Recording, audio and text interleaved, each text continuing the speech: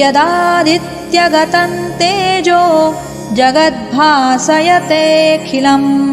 यच्चन्द्रमसि यच्चाग्नौ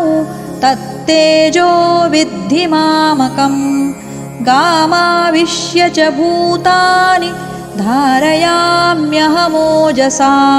पुष्णामि चौषधीः सर्वाः सोमो भूत्वा रसात्मकः अहं वैश्वानरो भूत्वा प्राणिना देहमाश्रितः प्राणापानसमायुक्तः पचाम्यन्नं चतुर्विधम् सर्वस्य चाहं हृदि सन्निविष्टो मत्तस्मृतिर्ज्ञानमपोहनं च वेदैश्च सर्वैरहमेव वेद्यो वेदान्तकृद्वेदविदेव चाहम्।